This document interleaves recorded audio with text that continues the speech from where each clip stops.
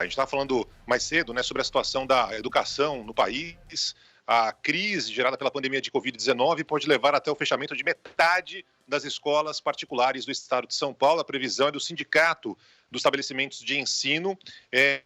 Se não houver nenhum tipo de ajuda, isso representa de 30% a 50% de todas as escolas particulares de São Paulo, 3 a 5 mil colégios no total, 1 milhão de crianças e adolescentes que estudam nessas escolas. A gente tem esse recorte de São Paulo, mas essa realidade, infelizmente, serve para outras partes do país. Para tentar entender um pouco como é que está essa situação e, principalmente, se essa demanda de alunos das escolas particulares que vão fechar pode ser absorvida pelas escolas públicas, a gente está na ponta da linha com o coordenador do Núcleo de Inteligência do Todos para a Educação, o Caio Sato. Caio, a gente está vivendo uma realidade complicada no país, no momento em que não temos o ministro da Educação até agora confirmado, né?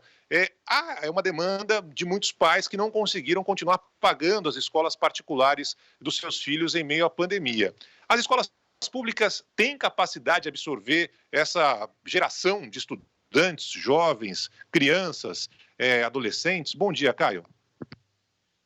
Bom dia, Eduardo. Bom dia, Carla. Esse realmente é um assunto delicado, desafiante, né, para as redes de ensino, não só em São Paulo, mas no Brasil como um todo.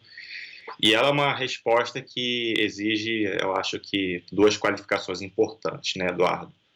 A primeira é, como você já mencionou, a rede privada em São Paulo, considerando todas as matrículas da educação básica, responde por mais ou menos 25%, um quarto do total, né? Então, dependendo da intensidade com que essa migração acontecer, ela pode sim pressionar o sistema público de educação no estado como um todo, né? Então, a primeira qualificação que eu faria para responder essa resposta depende da intensidade com que essa migração vai acontecer. Acho que já existe um consenso intuitivo de que haverá uma migração de estudantes da rede privada para a rede pública, especialmente por conta dos efeitos econômicos que essa pandemia está gerando no nosso país e no mundo como um todo. Mas o que a gente tem que prestar atenção é que em que intensidade isso se dará, né? Se for na casa ali dos 20%, 30%, eu acho que é razoável supor que o sistema público de São Paulo como um todo consegue absorver enquanto estrutura. É claro que haverá desafios locais, né? Mas se for na casa ali de uns 20%, 30%, eu acho que é razoável supor que conseguiremos absorver, sim.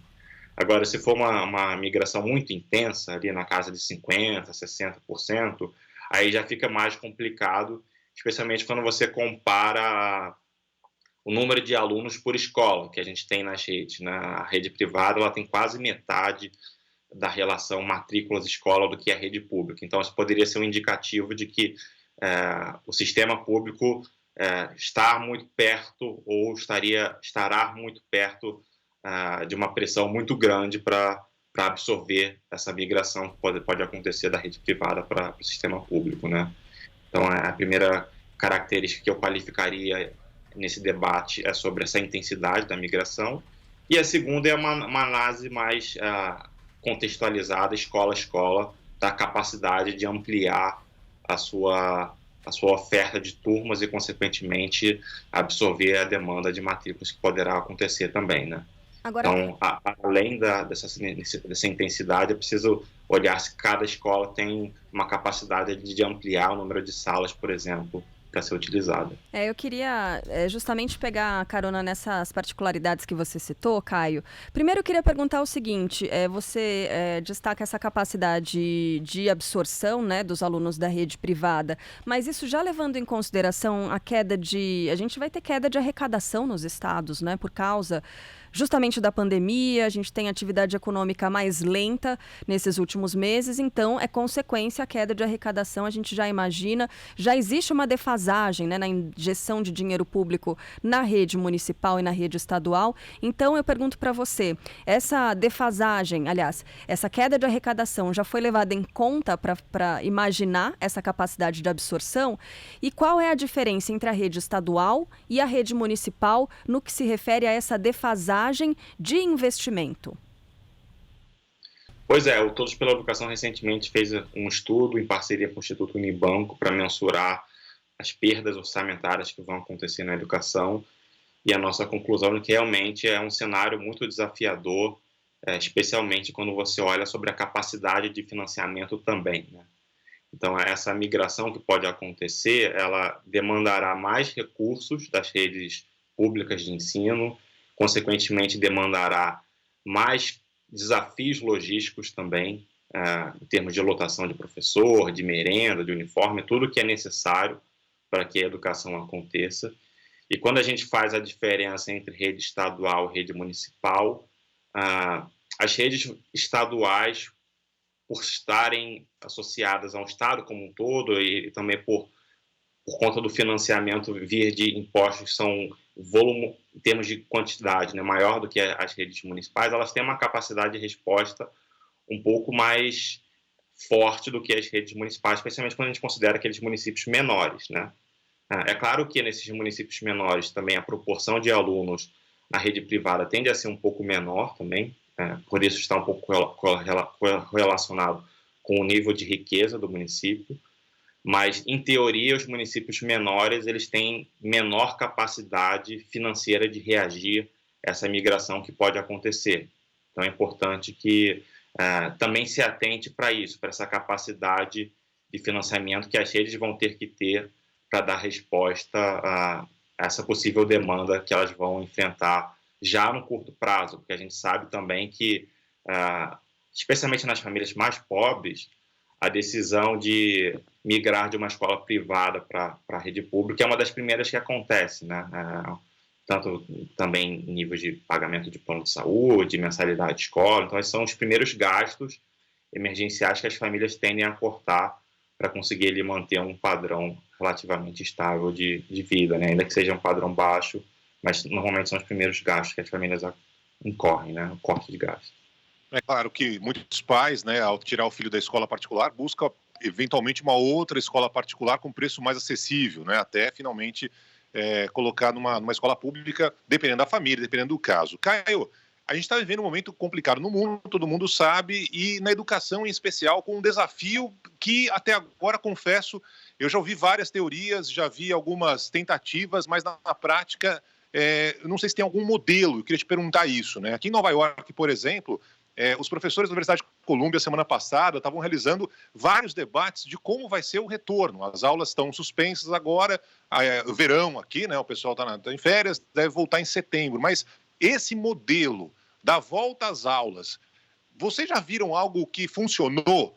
Seja com álcool em gel, medição de temperatura na entrada para as crianças, uso de máscara, enfim. Teve algum modelo em algum lugar do mundo que pode ser repetido de como daqui para frente, ou pelo menos enquanto a vacina fique pronta, pode ser o ideal para essa volta às aulas? Pois é, Eduardo, essa é uma pergunta difícil também, né? Porque o nosso contexto aqui no Brasil, ele também é um pouquinho diferente dos outros países, porque não sei como é que está em Nova York exatamente, mas quando a gente pega países como, por exemplo, Dinamarca, enfim, que retomaram as suas aulas já tem um certo período, eles o fizeram num estágio da pandemia em que o contágio estava mais controlado, né? Aqui no Brasil, a gente tem planejado, especialmente aqui no caso de São Paulo, o retorno está planejado para setembro, e é importante que isso tenha sido anunciado agora também, né, com um certo período de antecedência, porque dá tempo de planejar e se adaptar até lá. Mas o fato é que a gente está vivendo um nível acelerado de contágio, de infecções, né? De forma que é um pouco complicado dizer qual é a resposta perfeita. Mas é possível citar quais as características que algum desses sistemas fizeram que parecem ser importantes adotar aqui também.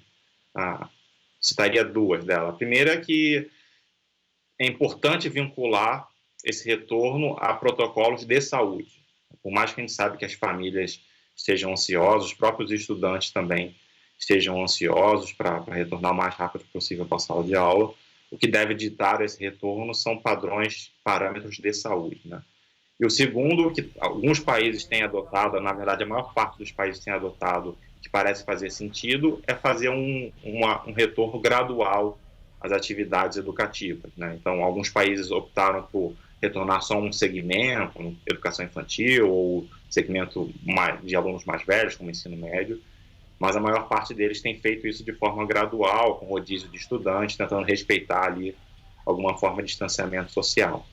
Então, eu diria que essas são as duas características principais para uma resposta, ainda que não perfeita, mas que caminhe para um cenário ideal, mas que seja guiada especialmente por parâmetros de saúde e que vá gradualmente aumentando a sua taxa de ocupação nas salas de aula para que a gente não coloque nossas crianças e nossos jovens em risco e que as famílias também se sintam seguras para fazer isso no momento que acharem mais conveniente e melhor para a sua família, né?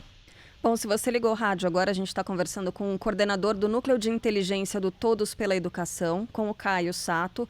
E, Caio, uma outra pesquisa Juventudes e a Pandemia do Coronavírus, feita pelo Conselho Nacional da Juventude, aponta dados preocupantes. A gente falava aqui sobre a transferência de alunos da universidade, não, das escolas privadas para as escolas públicas, mas numa última instância, né, a última consequência pode ser o abandono da escola. Essa pesquisa ela mostra o seguinte, que cerca de 30% dos entrevistados entre 15 e 29 anos pensam em deixar a escola, 49% já pensaram em desistir do Enem e 2 em cada 10 jovens afirmam que a instituição de ensino não está oferecendo nenhuma atividade.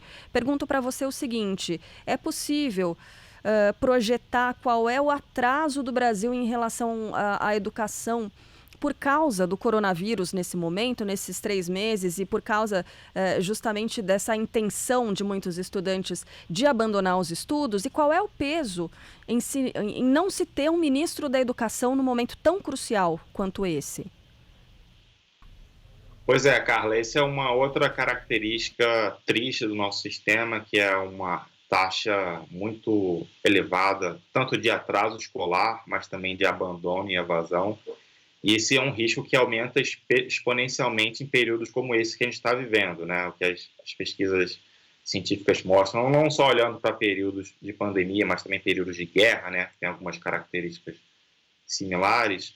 É possível observar que houve um aumento expressivo de abandono de estudantes com a escola, né? Então, essa é uma característica que tem que estar presente também nesse momento de retomada. Não só observar se os alunos de fato voltarão para a sala de aula, mas como que eles voltarão, né? Uma outra característica que essas pesquisas mostram que há um aumento expressivo também em debilitações de saúde mental dos estudantes e da comunidade escolar como um todo, né? Então, que pode dialogar um pouco com esse número que você trouxe sobre alguns estudantes estarem pessimistas com relação ao seu próprio desempenho no Enem. Então, realmente, é muito importante que as redes de ensino fiquem atentas a esse movimento, que já é alto, de abandono e de evasão escolar, que se resulta, em muitos casos, em atraso escolar, né? E a falta que um ministro de Educação faz e fez nesse momento é muito complicada, né, Carla? Porque o Ministério da Educação deveria ser o órgão que estaria à frente liderando a coordenação desses movimentos, tanto desse movimento de planejamento de reação à pandemia, mas também liderando esse movimento de retomada das aulas. E foi uma ausência muito sentida, né? Porque o sistema federativo brasileiro, ele, por impor uma autonomia para os entes da federação, estados e municípios, gera um contexto onde a gente tem quase 5.570 redes redes de ensino autônomo no nosso país. Então, uma coordenação que fosse efetiva seria muito benéfica no momento onde a maior parte das redes de ensino não sabe muito bem o que fazer, não sabiam muito bem o que fazer, né? E aí eu posso estender esse argumento para várias dimensões. A primeira reação de todas elas foi estabilizar, por exemplo, a oferta de alimentação escolar. E a gente viu muitas redes de ensino penando para conseguir usar recursos que já tinham sido repassados para estados e municípios, mas que exigiam algumas características novas por conta do contexto, né? Então, foi uma ausência muito sentida que a gente ainda sente, especialmente por conta dessa falta de liderança, falta de coordenação nacional de um processo totalmente inédito, totalmente desafiador para as redes de ensino, e especialmente por conta daquele cenário que você trouxe também de possivelmente ausência e financiamento aquém do que se deve acontecer nesse momento, né? Quero agradecer a presença do coordenador do Núcleo de Inteligência do Todos pela Educação, o Caio Sato, conversando com a gente sobre esse momento complicado educação mundial e, infelizmente, especial em nosso país. Caio, muito obrigado pela entrevista. Tomara que a situação, de alguma forma, encontre seu caminho em breve. Um abraço, até a próxima. Tchau, obrigado.